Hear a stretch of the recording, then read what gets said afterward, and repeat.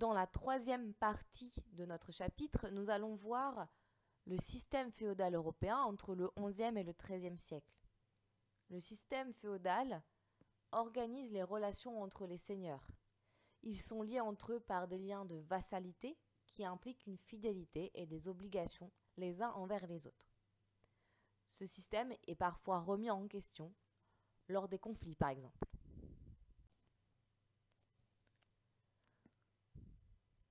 Dans un premier temps, nous allons voir l'organisation de ce système féodal.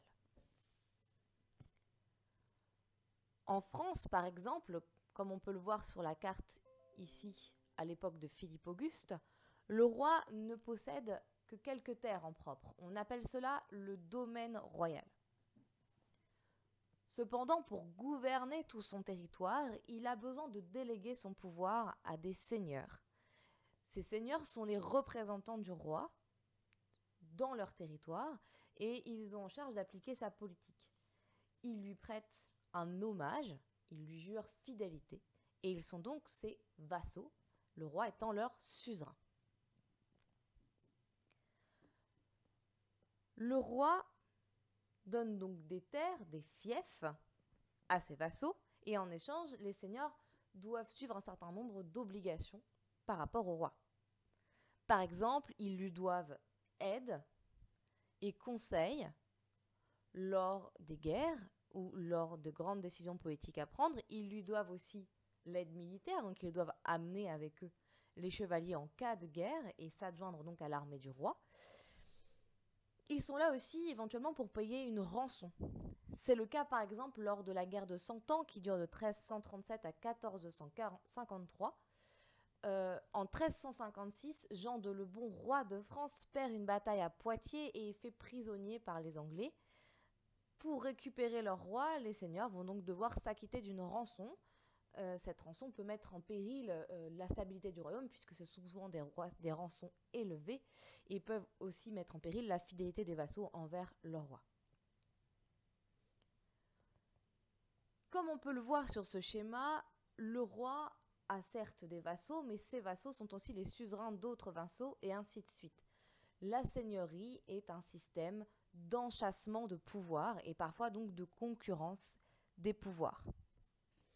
Le roi a d'ailleurs du mal à encadrer ses seigneurs et les grands seigneurs ont du mal à encadrer aussi parfois les plus petits seigneurs. On profite souvent de l'éloignement de son suzerain qui n'est pas sur place pour vérifier ce qu'on fait, pour s'accaparer plus de pouvoir et pour s'accaparer plus de richesses. Un vassal qui commet une trahison envers son roi, envers son suzerain, prend le risque de se voir retirer son fief. C'est ce qu'on appelle la commise de fief. Par exemple, Jean Santerre, le roi d'Angleterre, comme on peut le voir sur la carte, possède des fiefs en France. Il possède une grande partie de l'ouest de la France. Ces fiefs l'obligent à donc prêter serment d'hommage au roi de France, ce qui est un peu compliqué lorsqu'on est soi-même un roi. Jean Santerre, en 1202, enlève Isabelle d'Angoulême, qui est la fiancée du seigneur du Poitou, un de ses fiefs. Le seigneur du Poitou va donc se plaindre au roi de France, Philippe Auguste, et demande à Philippe Auguste de retirer les fiefs de Jean Santerre, étant donné qu'il a commis un acte de félonie, il a commis un acte de trahison, puisqu'on n'a bien évidemment pas enlevé la femme d'un de ses propres seigneurs. Philippe Auguste accède à la demande du seigneur du Poitou et retire les fiefs de Jean Santerre, les reprend, se les accapare, les conquiert, et Jean Santerre passera une grande partie de sa vie à essayer de reconquérir ces territoires. Au XIe siècle, pour stabiliser les relations entre les vassaux et les suzerains, pour leur donner vraiment un sens symbolique et un sens officiel, est créé le serment de l'hommage qui symbolise vraiment cette fidélité. Le suzerain reçoit l'hommage direct de son vassal qui s'agenouille devant lui et lui jure fidélité.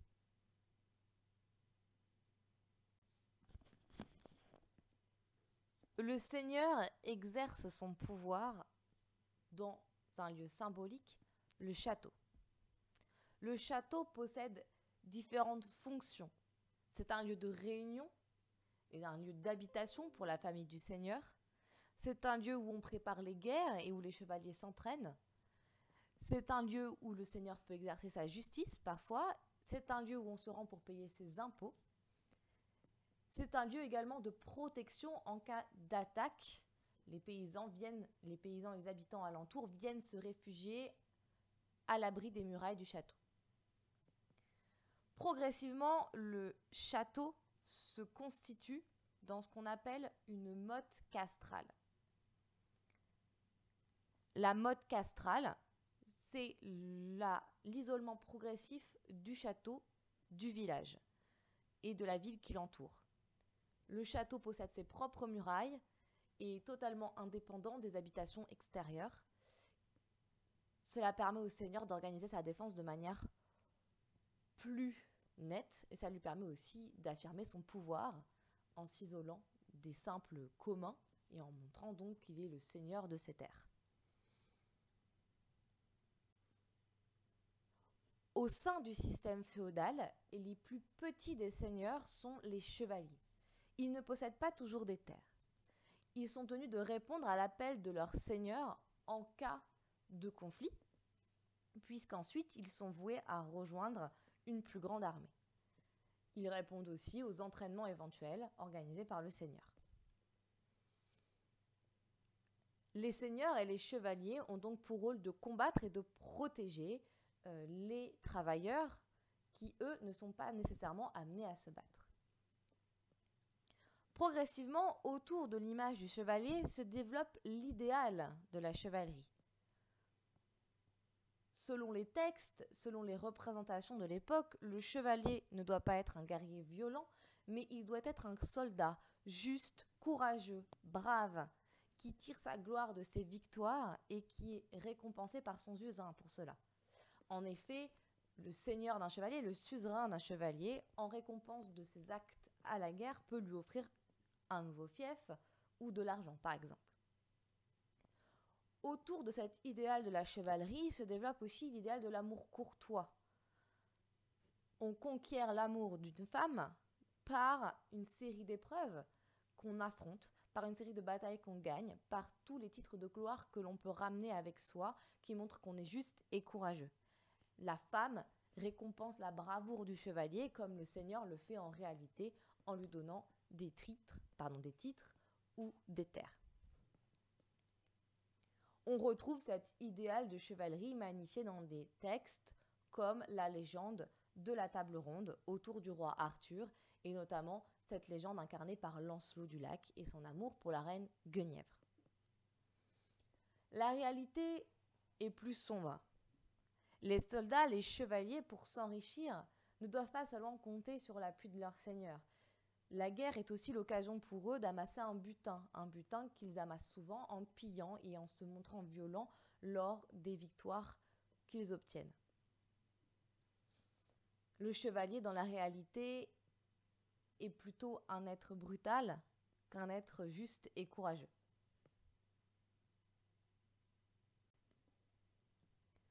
Le système féodal connaît aussi des limites. Par exemple, le vassal peut prêter hommage à plusieurs suzerains. Ce n'est interdit par aucun texte. Cela pose un problème de fidélité. En effet, lorsque deux de ces suzerains s'affrontent, le vassal ne sait pas qui choisir, vers qui se rendre, vers qui doit aller sa fidélité. Et parfois, cela pose de réels problèmes de fidélité et de réels problèmes donc de trahison et de risque de perdre ses terres. Pour réglementer ce système, entre le XIe et le XIIIe siècle, va être créé ce qu'on appelle l'hommage-lige, comme il est précisé dans ce texte. L'hommage-lige signifie que vous pouvez toujours prêter serment à plusieurs suzerains, mais vous prêtez une sorte de serment principal, une sorte d'hommage principal donc, à un seigneur en particulier vers qui vous vous tournerez quoi qu'il arrive en cas de conflit entre plusieurs de vos seigneurs. Se pose aussi la question de l'hérédité des fiefs. Comme on peut le voir ici, lorsque le propriétaire d'un fief meurt, lorsqu'un seigneur meurt, son fils doit aller tout de suite prêter hommage à son suzerain pour récupérer le fief. Cet héritage se fait aussi parfois par le paiement de ce qu'on appelle un relief, le fait de payer pour obtenir son fief, pour obtenir son héritage. Progressivement, sur toute notre période, les vassaux vont avoir tendance à considérer que le fief leur appartient en propre. En effet, il est dans la famille de génération en génération et la fidélité au Seigneur, le fait de prêter un hommage à chaque fois, le fait de prendre le risque à chaque fois finalement de perdre son fief devient de moins en moins acceptable et les vassaux prennent de plus en plus de liberté vis-à-vis de cet hommage. Ils n'hésitent pas à construire des châteaux sans demander l'autorisation à leur suzerain. Ils n'hésitent pas aussi à refuser de rendre leur fief lorsque le suzerain leur demande. Donc il y a de vraies concurrences de pouvoir et l'hérédité du fief devient quelque chose d'extrêmement important pour les familles qui n'hésitent pas à se battre pour le conserver et pour affirmer leur pouvoir. De plus, certains vassaux sont plus puissants que leurs suzerains. Certains grands seigneurs, dans le royaume de France par exemple, sont plus puissants que le roi de France lui-même. Et l'exemple emblématique est le fait qu'en France, le roi d'Angleterre est le vassal du roi de France théoriquement. Cependant, bien évidemment, les rois ont du mal à être les vassaux d'autres rois et donc ce conflit de fidélité entre roi d'Angleterre et roi de France est un problème récurrent qui va marquer la guerre de 100 ans notamment avec ces conflits très importants entre Français et Anglais. Comme on peut le voir sur cette carte, le premier roi de France à pouvoir reprendre un grand nombre des fiefs du roi d'Angleterre, c'est Philippe Auguste qui mène vraiment une guerre de reconquête contre la concurrence qui est faite à son pouvoir, puisque le roi d'Angleterre ne lui prêtait pas les hommages qu'il entendait obtenir. Pour conclure, nous pouvons voir que le système féodal encadre de manière de plus en plus stricte les relations entre seigneurs entre le XIe et le XIIIe siècle, avec notamment la création de l'hommage ou de l'hommage-lige, avec des réglementations, des textes qui réglementent maintenant les liens de vassalité. Mais le système féodal est aussi parfois remis en question. Les seigneurs entendent affirmer de plus en plus leur pouvoir et n'hésitent pas à entrer en concurrence avec leur propre suzerain, à se rebeller vis-à-vis de lui. Les conflits sont d'ailleurs révélateurs de ces compétitions, puisque, notamment pendant la guerre de 100 ans, le roi d'Angleterre se trouvera des alliés dans le royaume de France pour l'aider à revendiquer la couronne de France face au roi de France.